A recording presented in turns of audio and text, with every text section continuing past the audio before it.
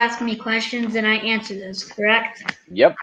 Yeah, it's just like talking to us, I promise. It's fun. Yeah, no, it'll be good. So, hey everyone, we are live now. Cohen Patterson is here live with us as our special expert biblical guest because I'm told, Bible Man and Bible Woman dropped by his house How mysterious. this year He's so and gave him a lucky. 3rd grade Bible. That was my dad. I never am in the same room as Bible Woman, and I just never get to see her. But I've heard she's very smart. Yeah, I've heard both of them are quite amazing. Cohen, they were like kind of the coolest people you've ever met, right? Not as cool as you guys. Not as cool as we are? Is that what I heard? Wow, that's a high compliment. Yes, that is fantastic. That's the first time I've ever been called cooler than Bible Man or Bible Woman. So we don't even need to go any farther today. I'll tell anyone to tell you that. I'll tell everyone to tell you that. Okay, thank you. I've hit like the peak of my pastoral career. Like I might as well just retire and call it a day. It doesn't get better than that. All right, y'all. So if you want to get your Bibles ready, we're going to get there. We are going to be in Judges chapter 16 with Samson and Delilah tonight. And Cohen's going to read for us a little bit. But first, as we wait for people to jump on and study with us, Cohen has a joke about pizza that he's going to tell. So go for it.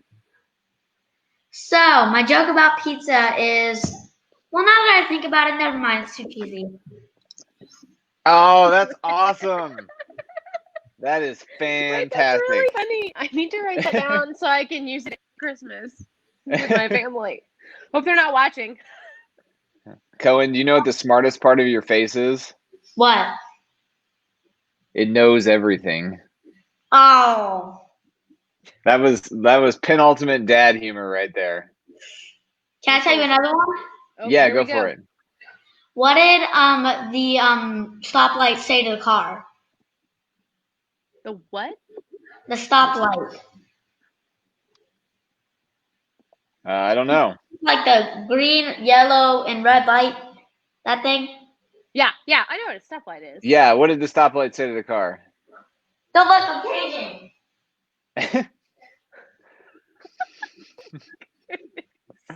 Cohen, you're on fire, man. You're giving me all new material to use here. Last one. Oh wait, all right. Oh right, you go, Cohen. Then I've got the one my dad told me for how old am I? 25 years of my whole life. But you go first. Why was the math book so sad? Why was the what so sad? The math book. Oh, math book. Because it had to subtract all its answers. No. It had so many problems. Oh, that's pretty good too. Same, very relatable. All right. So this is a special shout out to Paul Lucas, who was doing dad humor before dad humor was cool. What do you call a cow with no legs? A cow with no legs? Oh, I know the answer to this one, but I'm not going to spoil it. I don't know. Ground beef. Oh. So we thought we would ask everybody in the comments to chime in, since Cohen's first joke was about pizza, your favorite pizza topping, or if you feel like maybe throwing in your favorite dad joke in the comments. We would love to be entertained with more of those. I see we've got all kinds of folks watching tonight. Laura Howard's back with us tonight. Welcome back.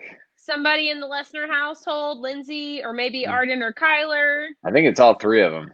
Wow. Cohen, that's a pretty big deal. Have all three Lessner gals. You know, you've got a challenge. They might ask some hard questions in the feed, but yeah, as pizza topping's going here, Cohen, I'll give you two more jokes. What do you call a man with no arms and legs who floats in water? I think I've heard this one. I'm terrible at jokes. I don't know. Bob. Because he bobs up and down. Oh. What do you call a man What do you call a man with no arms and legs who sits in front of a door?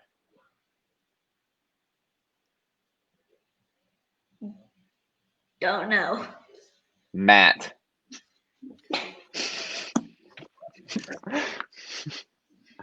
We could go all day, I feel like, with really bad jokes. I got one that kind of isn't a joke, but it kind of is. Okay.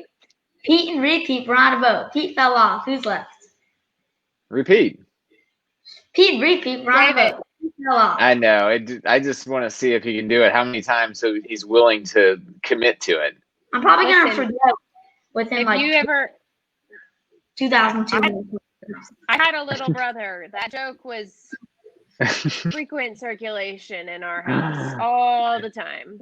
Yeah, I just found the best way to shut it down is if you just keep going with it, and eventually they'll get tired. It's kind of like bullying, right? You just lean into it, and they eventually know that they can't accept you. Probably not exactly the same. Nope, but it's not that. Yeah. That nope. Well, it's like you show them they don't have any power over you. All right, so we got meatballs is our favorite topping. We've got Canadian bacon. We've got pineapple. We've got pepperoni. We've got pepperoni. Laura Howard said repeat to the joke, but I thought maybe it was like she was repeating pepperoni again. Topping. But I was mistaken.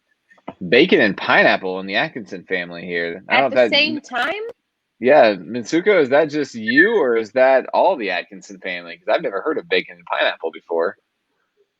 Laura Howard, I second the motion on ranch with pizza, but not if I'm actually having pizza from like real Italian place, like Domino's. Absolutely, that's going in ranch. But like, if it's more of like a fancier place that like a real Italian made the pizza, I'm trying not to put ranch on it, just to be respectful. Yeah. So, all Everything from Rhonda, absolutely. That's awesome. You know her? We love adults. No, we don't. Who's that? Yes. Oh, she might be my grandma. Oh, we're so glad she's watching here. Do you want to tell her anything special? Don't say anything embarrassing. That was two very different pastoral responses right there. So this is interesting. Like everybody's like, I don't know very many people who like pineapple on pizza. It's this very controversial topic in the world. Yeah. But there are several people here with us today who think pineapple on pizza is absolutely appropriate. So maybe the real fight would have been if we had asked thick crust or thin crust. Maybe that. Oh yeah. Yeah. So tell us thick crust or thin crust, and why thick crust is the right answer.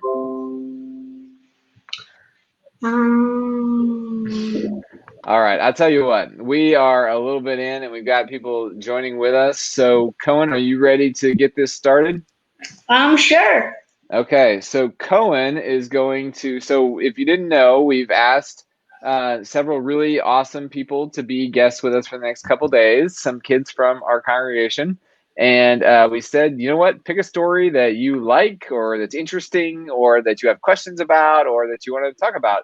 So Cohen picked this story. He said Samson, and Samson is 2 whole chapters long.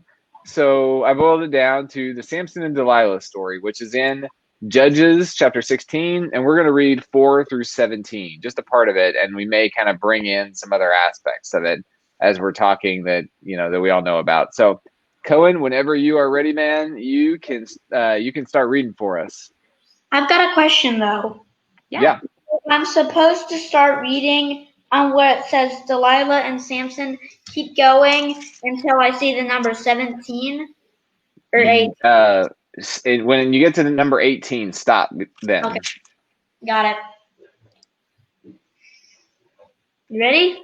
Yeah, go for it. Whenever you are. Sometime after the Sorek volley, Samson fell in love with a woman whose name was Delilah. The rule of the Philistines comforted her and said to her, "You deck him and find out what gives him such great strength and what we can do to overpower him. Up and make him weak. Then we'll each pay you 1,100 pieces of silver." So Delilah said to Samson, "Please tell me what gives you such great strength and how you can be tied up and made weak." Samson replied to her, "If someone ties me up with 7 bowstrings that aren't dried out, I'll become weak. I'll be like any other person. So the rules of the Philistines brought her 7 fresh bowstrings that weren't dried out, and she tied him up with them, while an ambush was waiting for her signal in the inner room. She called out to him, Samson, the Philistines are on you, and snapped the bowstrings like a thread of fabric snaps when it touches a flame. So the secret of his strength remained unknown. Then Delilah said to Samson, You made a fool out of me and lied to me. Please tell me how you can really be tied up. He replied to her, If someone ties me up with new rope that hadn't been used for work, I'll become weak. I'll be like any other person. So Delilah took new ropes and tied him up with them. Then he called out to him again. An ambush is waiting in the inner room. Then she called out to him, Samson, the Philistines are on you. Once again the ambush was waiting in the inner room. Yet he snapped them in front of his arms like thread. And Delilah said to Samson, Up to now you've made a fool out of me and lied to me. Tell me how you can be tied up. He responded to her, If you weave the 7 braids of my hair into the fabric on a loom and pull it tight with a pin, then I'll become weak. I'll be like any other person. So she got him to fall asleep, wove the 7 braids of his hair into the fabric on a loom, and pulled it tight with a pin. Then she called out to him, Samson, the Philistines are on you. He woke up from his sleep and pulled loose the pin, the loom, and the fabric. Delilah said to him, How can you say I love you when you won't trust me? 3 times now you've made a fool out of me and not told me what gives you such great strength. She nagged him with her words day after day and begged him until he was worn out to the point of death. So he told her his whole secret. He said, Because I've been a Nazarite for God from the time I was born. If my head is shaved, my strength will leave me and I'll become weak. I'll be like every other person. Awesome. Great job, Good job. Cohen. Thank you so much for reading for everybody. There's some hard words in there. So, and I'm glad, Cohen. So I love the Old Testament sometimes more than the New Testament. Like, you need Jesus, but I love the Old Testament. So I'm so glad you chose a story from the Old Testament for us. Yeah. So Cohen, can you tell everybody like what happens after this real fast? Like what happens when Samson wakes up from like Samson tells the story and takes a nap? What happens after that? So he tells her story and he takes a nap. What happens after that is what your question is? Yeah. You mean like what happened in the story or what happened after the story? Well, what does Delilah do? And then after this part of the story, like he tells the secret. What does Delilah do after that? If I look back in here, it doesn't say at the end. It doesn't say. Does she cut his hair or leave it be? I think that she let someone in there and cut his hair. Yep, absolutely. Yeah. So the story goes on. Yeah. So Samson finally spills the beans, and he gets his hair cut and becomes like anybody else. He doesn't have his superpower, superwoman, Superman strength anymore, and so he gets captured by the Philistines. And then Cohen, have you read the very end of the story where he's all tied up? Do you know how it ends with Samson when he's tied in between these pillars? Do you know what he does? I think he prayed for his strength back, and then when all the people were laughing at him, he pushed the pillars apart, and the building fell on them. Absolutely, yep. Man, you're smart. Good. So you smart. are good at Don't this. you just love the Old Testament? Isn't it so crazy? It's got some Jesus interesting didn't walk around stories with in here. magical hair. Come on. Jesus didn't need the magical hair, I feel like. I I know. think he was beyond Jesus the is magical very hair. important. It's just Pastor Keri Lynn will always pick the Old Testament over the New Testament because I think it's just got so much more weird and wild stories like this. It's got great humanity to it. So, Cohen, the first question I have is, does your hair make you as strong as a Superman? I don't think so. You don't think so? Okay, well, maybe you can try later and see what you can lift, and then see how much you can lift, and then we'll have your mom shave your head tonight, and we'll see if you can lift as much after that. Does that make sense?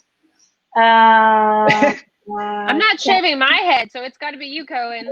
Can I keep this on here? Yeah, I guess so. We'll let you keep it. It looks good, so we don't want to mess with perfection. All right, so Cohen, the first question I want to ask for you and Pastor Keri Lynn is, why do you think the story of Samson is important? Why do you think this story is in the Bible? It is important because it reminds us that we should seek God every day for our strength. I think that's really a great answer. Pastor Keri Lynn, why do you think this story is important? I'll answer both your questions, even though one was unintentional. So Judges is one of my favorite books of the Bible because I think if you read the whole thing, it's really interesting because the same thing happens again and again and again in Judges. There's a judge and things go well for a minute and then they don't. But what happens with Samson is this is the longest version of this story that we get with this magical hair thing and this marriage to Delilah thing. And fun fact, Cohen, there's a big symphony and band piece called Samson and Delilah that I got to play in high school, and I had the really big solo at the beginning that is Delilah cutting his hair is what's happening in the story. So I've played this part before. And But so, what? You were in play? You were in like some sort of play in that? Yeah, it was like just the music, but it was like the part of the music that in the ballet, she's cutting his hair. It was really fun. But this story, like you said, Cohen, your point's absolutely right. It reminds us how much we need to rely on God. And that's what all of the stories of the Judges do, is people are putting their faith in these humans. And humans are great, but we make mistakes sometimes, right? And so Samson is kind of this ultimate telling of the story of what it means for us to rely on God for what we need. You know, and I relate to Samson. I mean, look at this hair. Like it's a big part of who I am. I'm known as the curly haired friend. And so, you know, what does it mean to put aside what we look like in order to trust God with who we're supposed to be on the inside? And Pastor Keri Lynn hadn't had her hair cut since she was a baby. So that's like just like Samson, right? 25 years of not cutting your hair? No, man, I go every 8 weeks on schedule. All right, so Cohen, remind us again, where did Samson say his strength came from? What gave him superpowers? His hair. His hair, yeah. So that's part of, there was a word in there that you read that was called that Samson was a Nazarite. And that doesn't mean, so they in the gospel, like in Luke, they would call Jesus a Nazarene. So he's from Nazareth. But a Nazarite was like a super special group of people especially in the Old Testament in Hebrew culture, and they didn't cut their hair, and they wore special clothes, and they were supposed to do all these things that showed they were super committed to God. So part of cutting the hair was like growing his hair out was a sign that he was totally committed to God. So cutting his hair out was partly about vanity, but partly also like this ruined his vow of what he said he would do for God. So that's what made him strong. What do you think makes us strong? Like where do you get strength from? So do you mean if I'm like feeling sad or something? Yes. Yeah. So like, yeah. Feeling sad, Usually I like to just go over to the couch, take a seat, take a few deep breaths, sometimes pray, and then I feel better within like 15 minutes. Yeah. So kind of taking a little bit of time just to regroup yourself helps you to feel strong from your sadness. Yeah. Man, I think that's good advice for everybody who's watching today when we feel sad, is to just take a breath and let God be a part of that. That's awesome, Cohen. That's great. That's really mature. Keri Lynn, where do you think you get your strength from? Like when you feel sad or scared, or where do you get your strength from? So I am a very talkative person. I didn't know if anybody here knew that. That might be brand new information to everyone watching this. But it helps me to talk through what's making me sad or making me scared.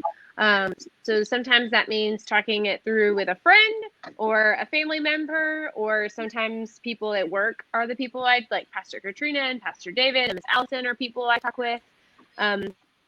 But also, and I've said this before on Bible study a few times, I actually see a therapist, which is someone that I pay, who's a mental health specialist, who walks with me through my problems. And that's another place that I find to be really safe for me to talk through what I'm going through and get strength and some ideas on how to go continue to move through what I'm going through. That's awesome. And sometimes, it's really nice to have. So, Cohen, you talked about praying and having that time. And, Keri Lynn talked about having a therapist who's a trusted person to talk to, because sometimes there is a, Delilah type figure or Philistines that, you think you can trust, and sometimes they let you down. And that really hurts. Like that hurts my feelings. And so it is good to have God, and it's good to have other people that you can get strength from. It's really important to surround ourselves with good people who we can trust. So let me ask you, Cohen, then. So I was going to ask you what you think your superpower is. Your superpower may be your maturity with the answer that you gave. What do you think your superpower is? I think that my superpower is probably caring for people as much as I can. Yeah. Do you think God blessed you like that is your superpower more than some other people? Yeah. Yeah. So how do you like to use your superpower of caring for people to serve God and help others? I like to do that, like set an example, so that way they won't just be nice to me, they'll be nice to everyone. Perfect. Thank you for doing that. We need all sorts of people to set models for kindness in the world. So thank you for doing that. Keri Lynn, what do you think your superpower is?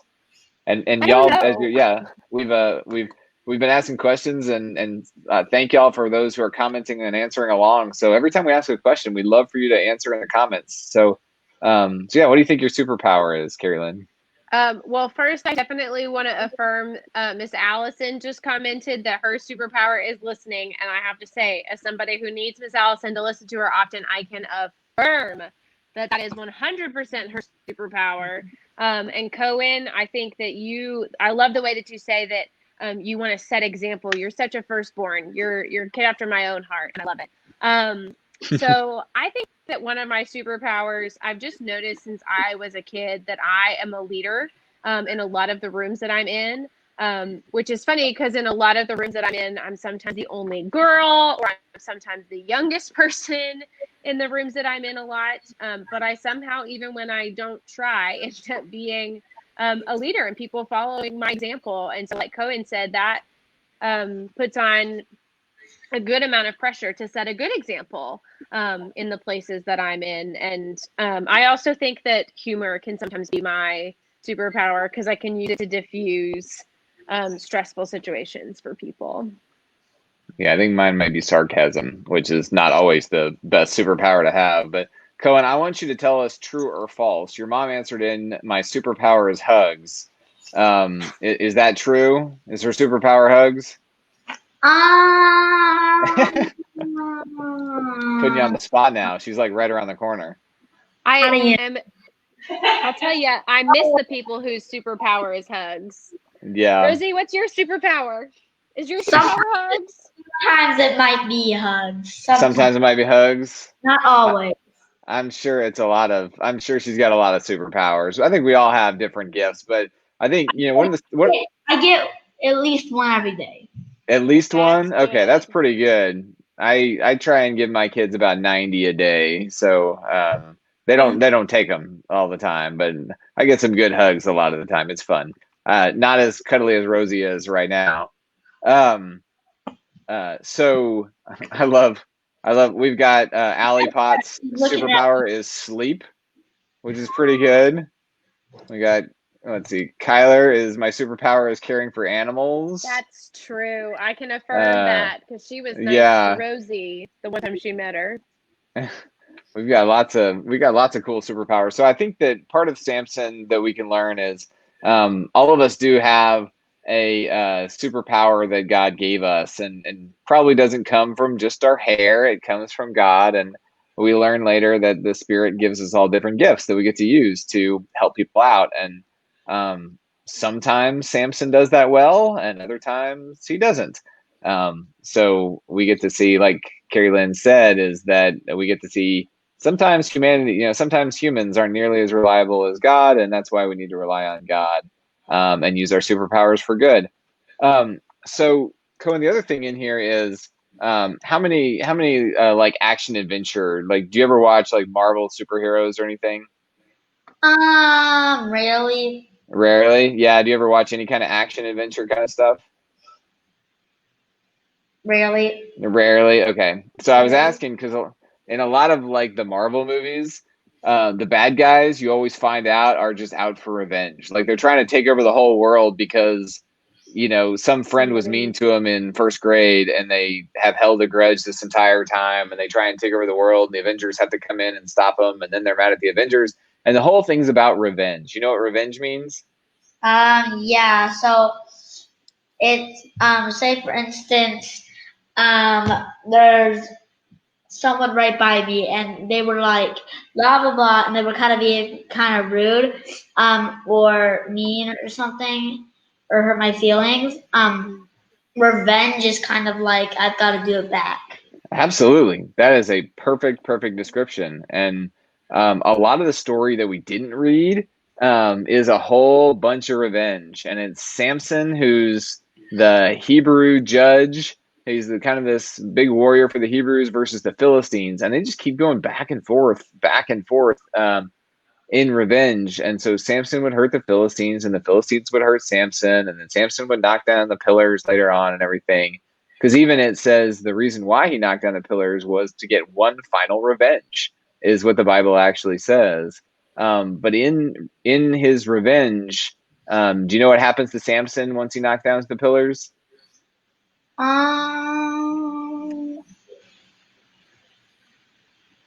He might have hurt himself. Yeah, he actually, what do you think happens when a building falls on you?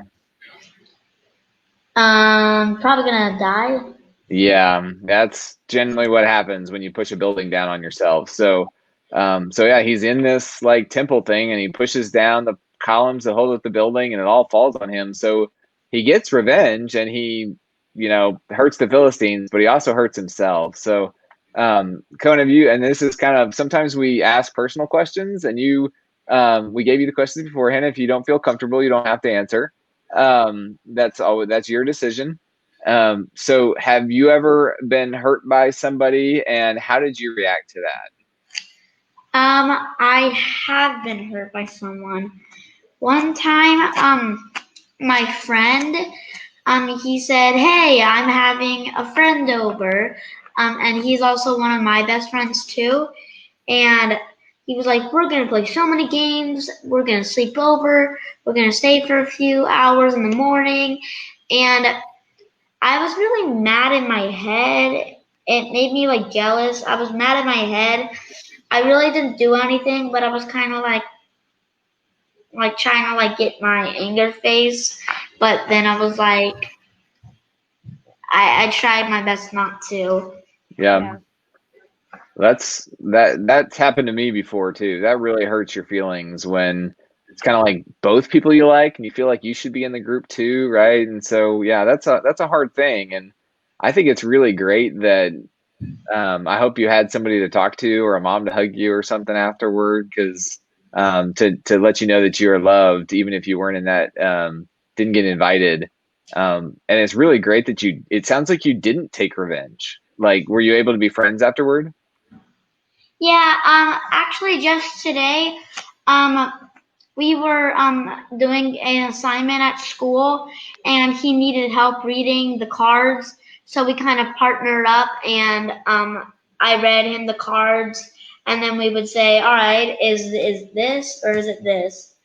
And he was like, this, and then I was like, well, I disagree or I agree, and then we did all the cards together, and I think we got a pretty good grade. She hasn't graded them yet. I'm hoping Well, we get a good grade. well, I think you're pretty smart, so I assume you did get a good grade. Cohen, I'm going to tell you that you did a better job than Samson when your Facts. Way feelings to were not hurt. knock down a building. Yeah, thank you for not knocking down the school or your house or the church or anything like that. I don't got the strength for that, unfortunately. You do or don't? I don't. I don't know. You're not fully grown yet. You have no idea what's going to happen later in life. You might have offensive lineman kind of strength going on. Maybe I can carry my dad's truck. Yeah, maybe so. Who knows? So you did a great job when you were hurt to not act out of anger or revenge, and that's really great, because sometimes I think we do. I think one of the things in Samson we see is that he tries to take revenge. Carolyn, do you want to add anything to how we act out of anger sometime? Yes. So I think, and I want to talk about Arden's question a little bit too, I that missed she that. posted. She commented as you, so I bet it was confusing.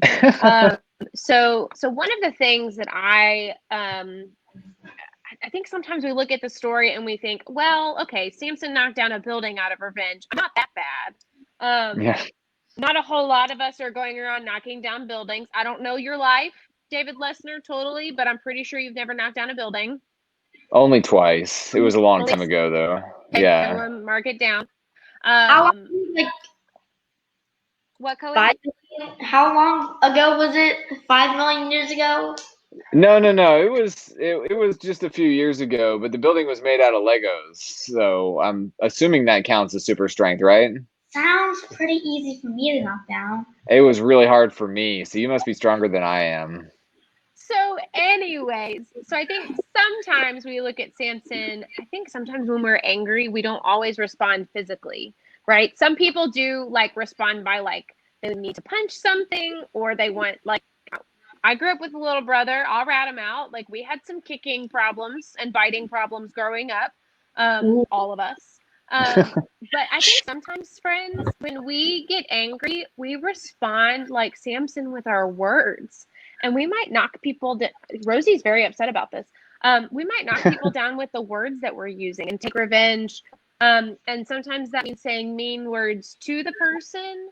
And I'm super guilty of this too. But sometimes it also means that we say mean words about that person when they're not around. And that's just as bad as knocking down a building on people. I think it was Jesus that says somewhere in the New Testament about how words are so, maybe it's James, about words being so important.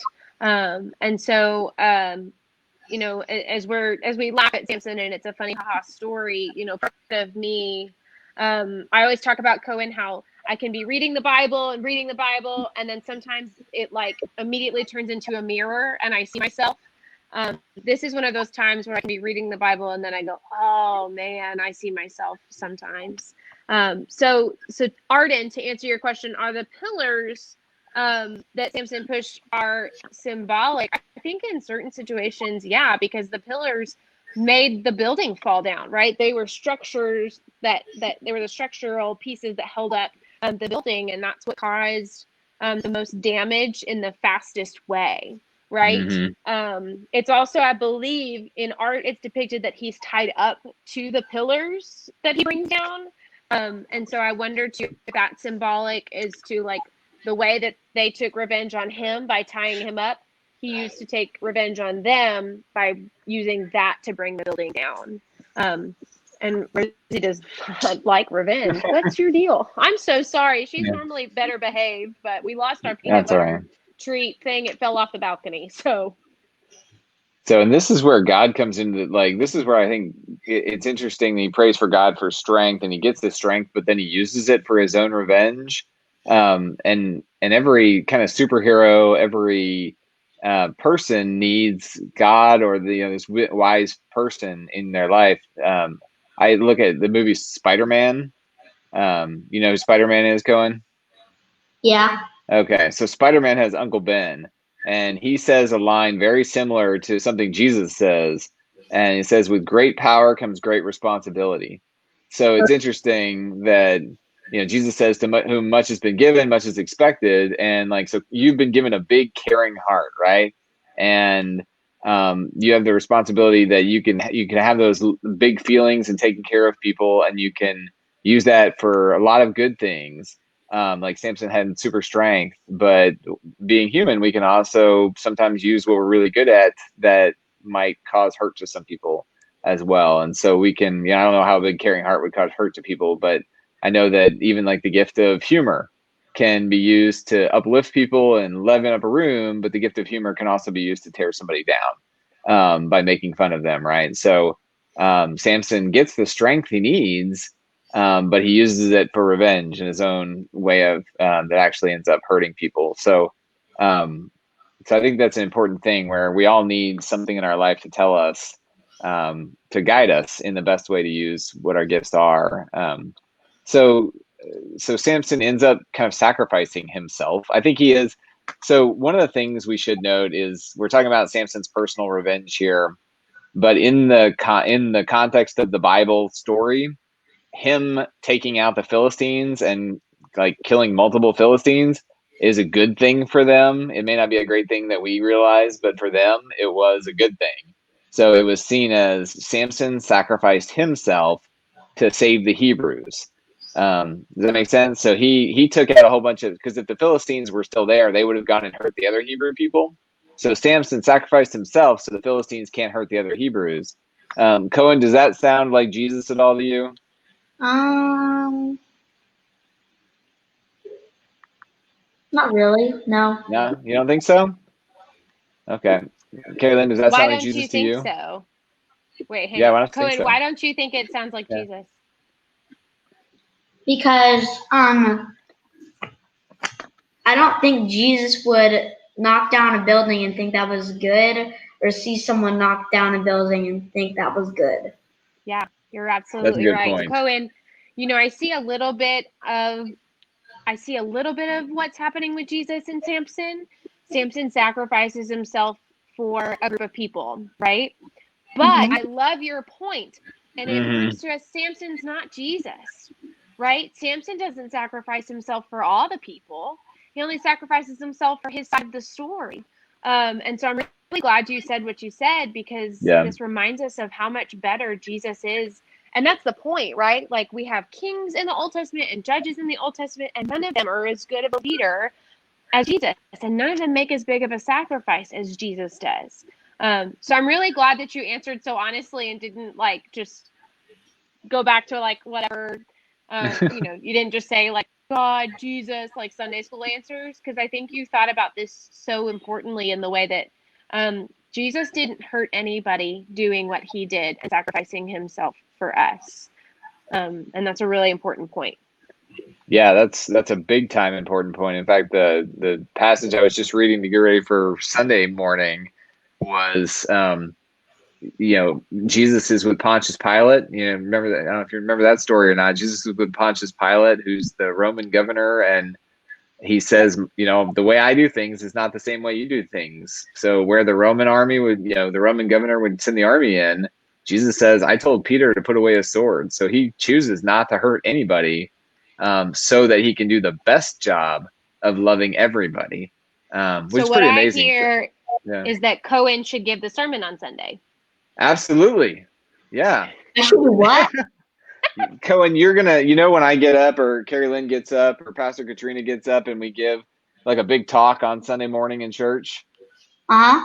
Yeah, we want you to do that this Sunday. I don't know what I'm gonna write. Well, you got, We never do either. We never yeah, we know. don't, whatever we get up there and say is all that comes out. It's, you'll be fine. You're a natural. You're smarter than we are. That's facts. Um, that is totally a fact. Yeah, man, you got the noggin here. So, Cohen, I want to ask you, because you talked about your gift, like your superpower is caring for others. Has there ever been a time when you have given something up, like you've given up your time or you've given up your stuff so that other people might have a better time? Every year on Christmas, which is coming up, I like to give away 3, 4, sometimes even 5 presents that I don't need, and I like to give them to other kids. Wow, that's fantastic. That's great. Yeah. What do you think how do you think that makes the other kids feel, or what do you think it does for them? It probably makes them feel like really good because maybe they didn't have as many presents as first, and then look over here, you get a 5+ presents, and they unwrap it or open it, and then they're like, oh, yay! I've always wanted one of these, or they're like, oh, I don't know what this is, but it looks so much fun, and then just start playing with it. Yeah, because how do you feel when you get to open up a new present? I feel really excited. Yeah, And so most of the time when I see it, I'm like, oh my gosh, it's exactly what I wanted! Yay!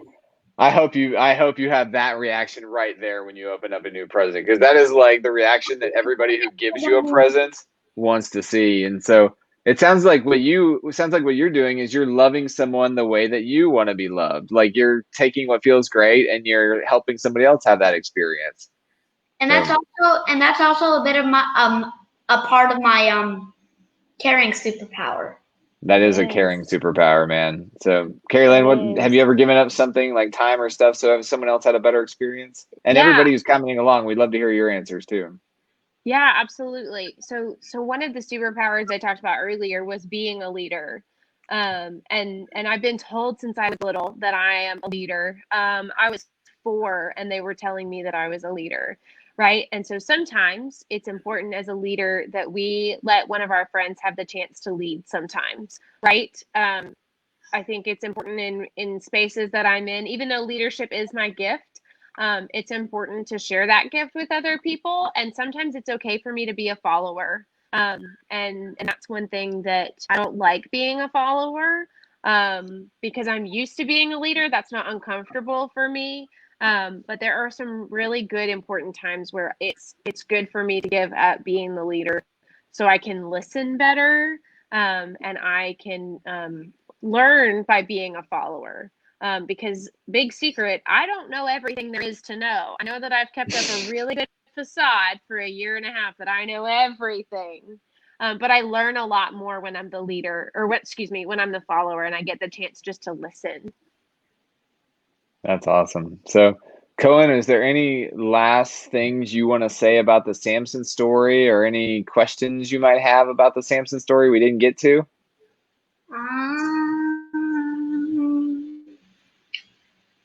I don't think so. No. You don't think so? Okay. Well, Cohen, I learned a lot from you. Carolyn, any last things you want to talk about?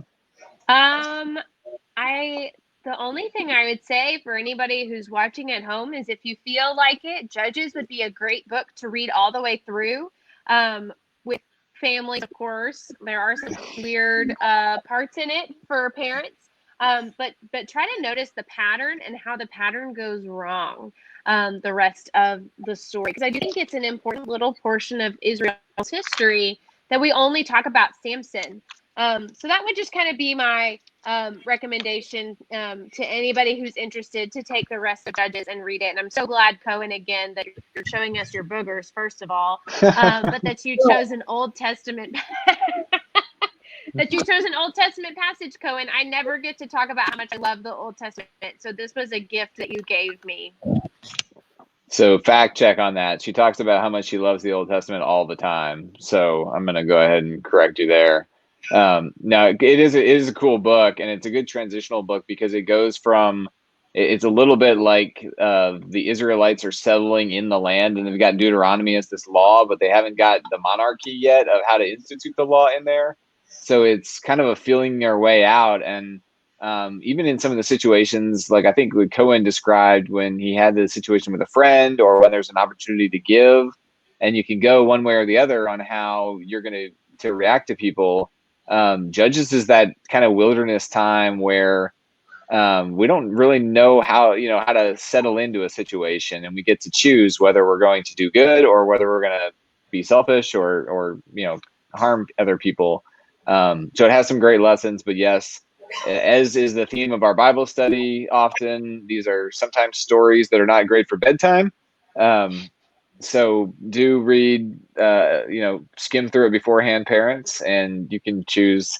It's always interesting to say that the Bible may not be appropriate, but for certain age groups, there are things that you might want to preface or learn about in there. So Cohen, I learned so much from you, and I am so grateful that you said yes to coming on and sharing your wisdom with us. I think we both learned a lot from you.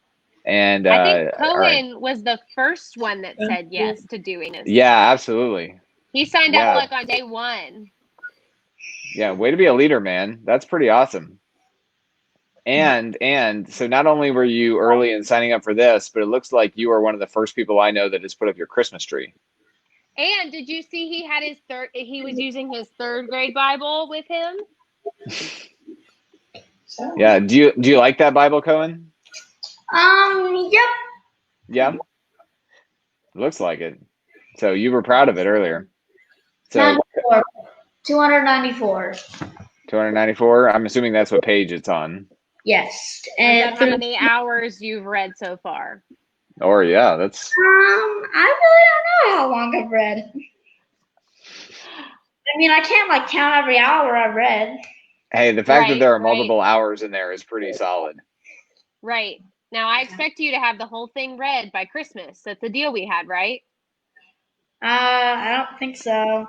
I think the deal was if you don't have it read by Christmas, then you have to wear a Texas A&M shirt that Pastor Keri Lynn gives you. Okay. Number 5 in the nation. Okay. And you have to whoop on camera too. You got to whoop. Oh! I'm gonna teach you the yells so we can do them on Christmas Eve. All right, now that we're going down the cult road, we should probably get off the subject here a little bit. But hey, Cohen, thanks a lot. Everybody, please chime in with a comment. Say thank you to Cohen. He was another great guest. You really were awesome today. And we're going to go ahead and sign off here. Cohen, any last minute jokes that you have for us to just round off the evening?